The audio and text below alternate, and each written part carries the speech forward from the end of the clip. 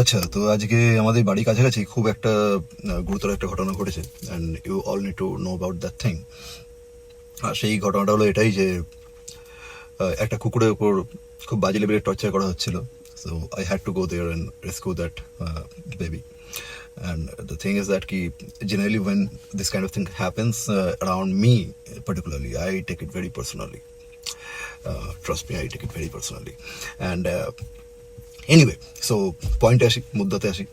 সেটা হচ্ছে এটাই যে অনেকেই হয়তো জানেন না যে বছর দেড়েক হলো একটা আইন সুপ্রিম কোর্ট থেকে পাস করা হয়েছে। আর সেই আইনটা হচ্ছে এটাই যে সেকশন 325 BNS অ্যাক্ট। তো এই BNS অ্যাক্টটা কি অ্যাকচুয়ালি? এটা হচ্ছে ভারতীয় ন্যায় সংহিতা অ্যাক্ট 325 সেকশন। এটা হচ্ছে সমস্ত পশু পাখিদের জন্য। This act is particularly for every animal out there. So it is not just about your pet. ওই বিদেশি কুকুরের জন্য যে শুধুমাত্র এই আইনটা রয়েছে এমনটা নয়। যাদেরকে আমরা নেড়িকুত্তা বলি, স্ট্রিট ডগস, তাদের জন্য এই আইনটা একই রকমভাবে প্রযোজ্য।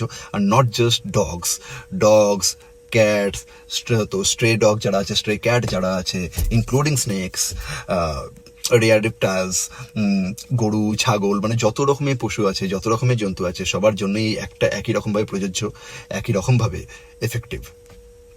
তো এই একটা বিষয়টা কি আছে,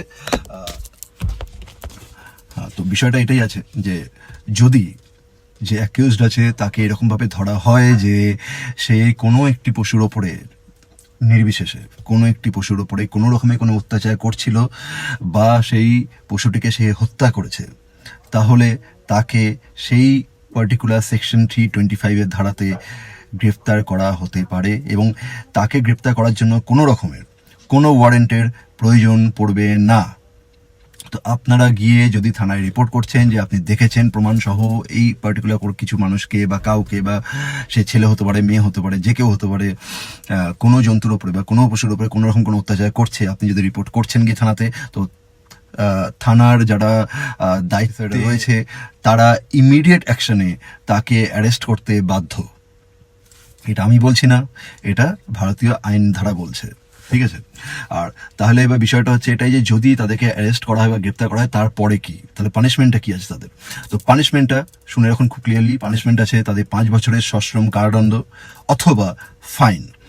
তো বিষয়টা কিরকম একটু বোঝাই ভালো করে, যে এরকম নয় যে কোনো একটা হবে, মানে বিষয়টা কিরকম যে ইদার কারু ক্ষেত্রে সেটা 5 বছরের কারাদণ্ড হলো, তার থেকে কোনো ফাইন কোনো রকম ভাবে নেওয়া হলো না, কিংবা এটাও হতে পারে কারো কাছ থেকে ফাইন নেওয়া হলো, তাকে কোনো কারাদণ্ড প্রোভাইড করা হলো না।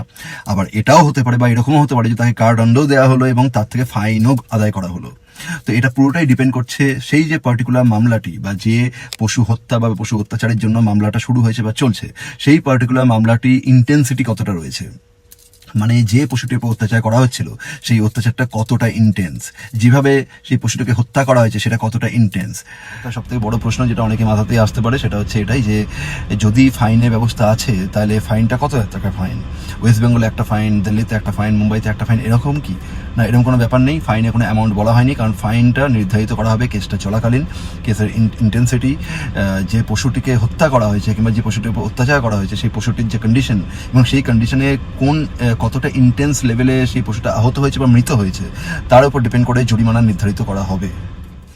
তো এটা মাথায় রাখুন এবং আপনাদের আশেপাশে যদি দেখছেন কখনো এরকম কোনো কিছু ঘটছে, পদক্ষেপ নিন, স্টেপ নিন, পিছিয়ে যাবেন না, এড়িয়ে যাবেন না। আপনারা কথা বলতে পারেন, আমরা কথা বলতে পারি, কিন্তু ওরা কথা বলতে পারে না, তাই ওদেরকে আমরা যাচ্ছেতাইভাবে দূরে সরিয়ে দিতে পারি না।